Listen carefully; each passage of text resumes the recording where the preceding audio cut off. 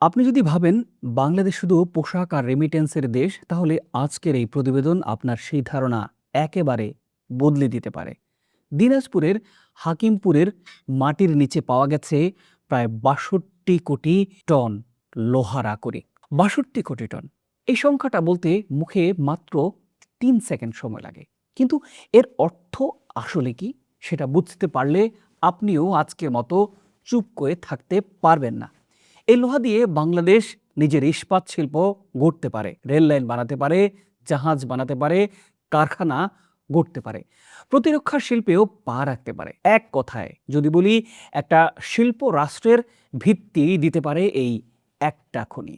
কিন্তু এই খবর প্রথমে এসেছে ২০১৯ সালে, আর আজ ২০২৬, ৬ বছর পেরিয়ে গেছে এবং আমরা এখনো একই জায়গায় দাঁড়িয়ে আছি।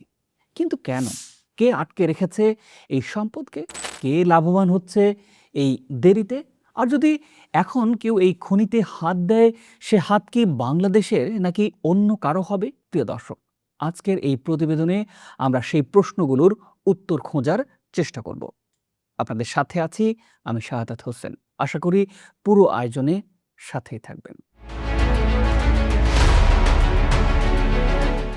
২০১৯ সাল, বাংলাদেশ ভূতাত্ত্বিক জরিপ অধিদপ্তর, সংক্ষেপে জিএসবি, দিনাজপুরের হাকিমপুর উপজেলার ইসবপুর আলীহাট এলাকায় মাটির নিচে একটি অসাধারণ আবিষ্কারের কথা জানায়।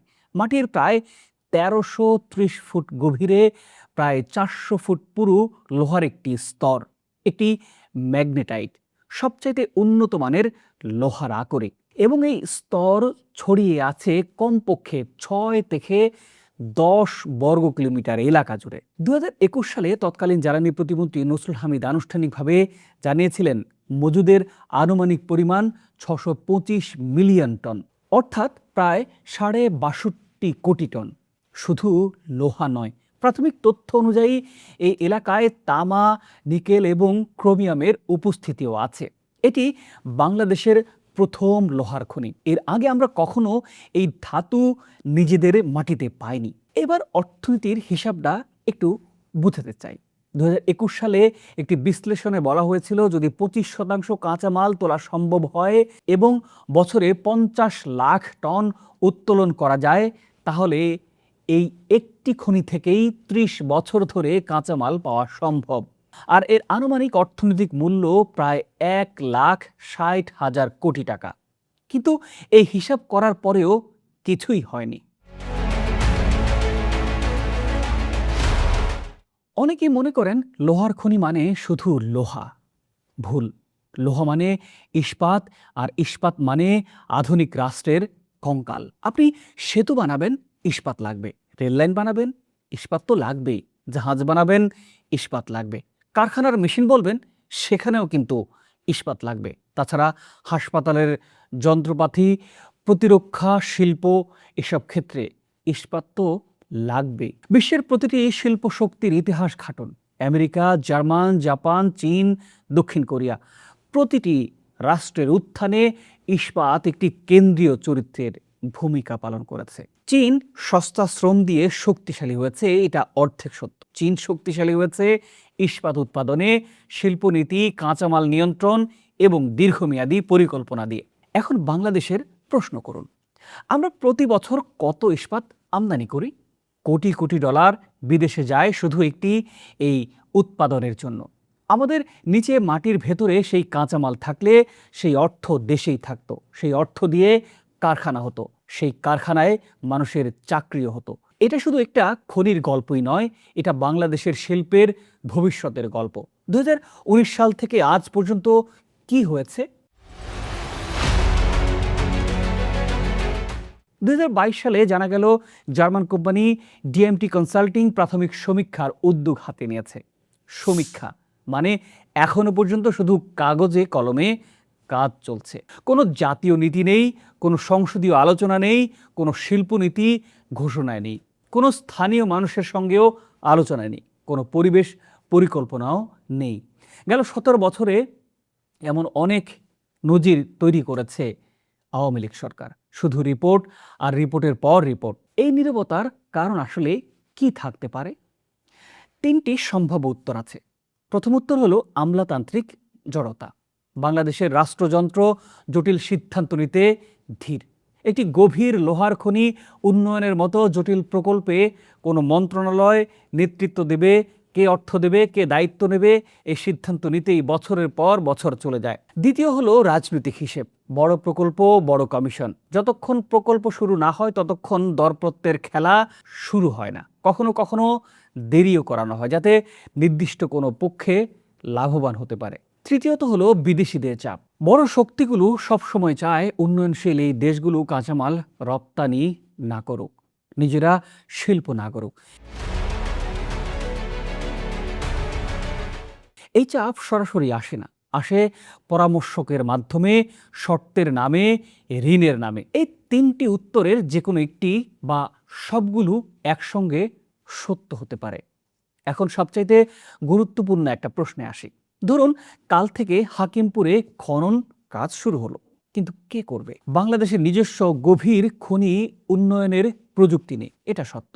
1330 ফুট গভীর ভূগর্ভস্থ খনি চালাতে বিশেষ প্রকৌশল জ্ঞান দরকার, বিশেষ যন্ত্রপাতিও দরকার, বিশেষ করে অর্থায়ন দরকার। এখানে বিদেশি সহযোগিতা প্রয়োজন হবে, এটা অস্বীকার করার কোনো কারণ নেই। কিন্তু প্রশ্ন হলো, বিদেশি প্রযুক্তি মানে কি বিদেশি মালিকানা?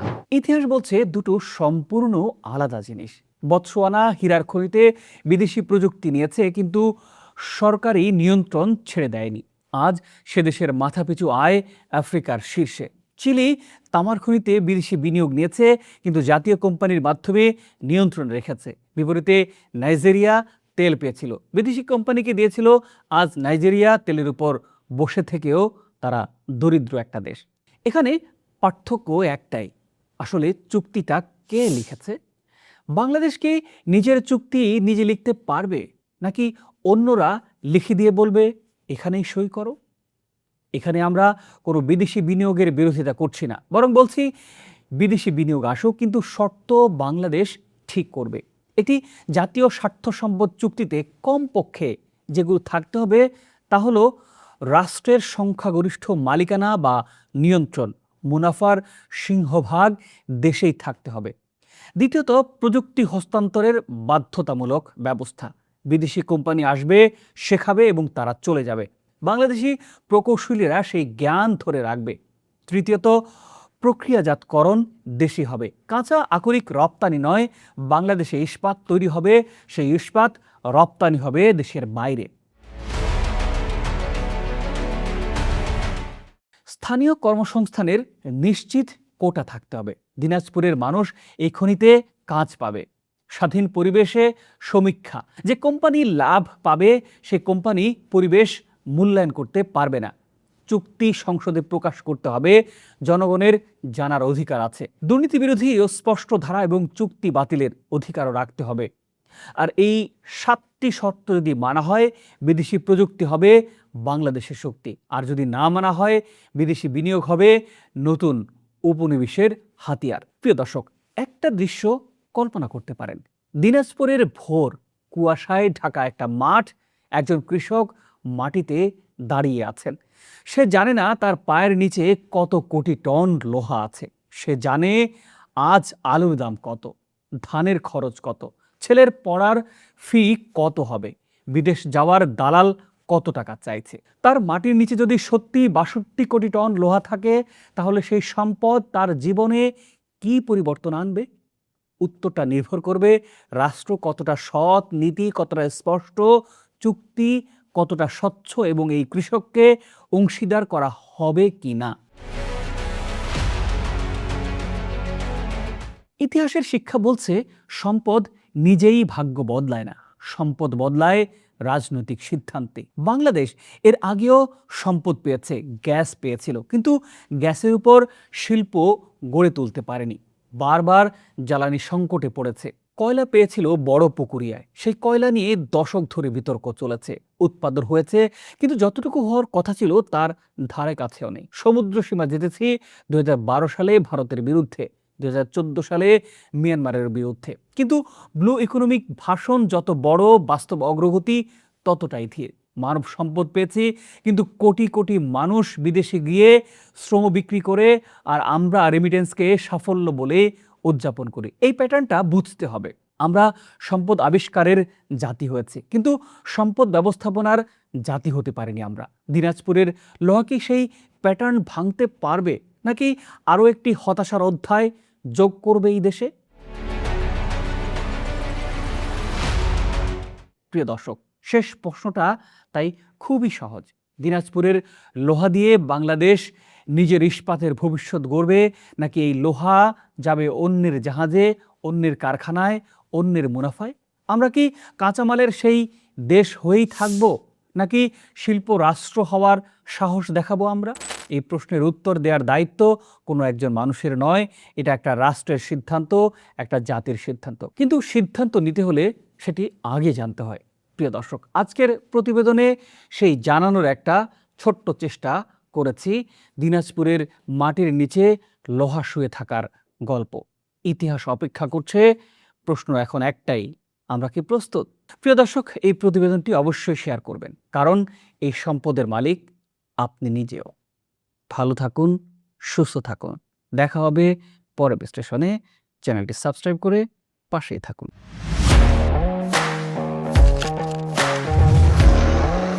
প্রফেশনাল স্টুডিও খুঁজছেন?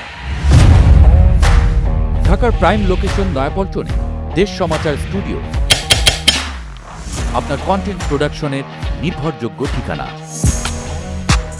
এখানে পাবেন 4K ক্যামেরায় মাল্টি অ্যাঙ্গেল রেকর্ডিং, আছে গ্রিন ও ব্ল্যাক স্ক্রিন সেটআপ, উন্নত মানের মাইক্রোফোন ও soundproof voice over booth. আপনার পছন্দ মতো স্টুডিও ডিজাইন করার সুযোগও থাকছে। Hazrat Shahjalal news content, talk show, interview বা পডকাস্ট, যা কিছুই করেন এখানে পাবেন প্রফেশনাল সেটআপ আর ফুল এডিটিং সাপোর্ট। আপনার চাহিদা অনুযায়ী বুক করতে পারেন আজই। কল কিংবা হোয়াটসঅ্যাপ করুন এই নাম্বারে 01-720-210657। ভিজিট করুন আমাদের ওয়েবসাইট ও ফেসবুক পেজ।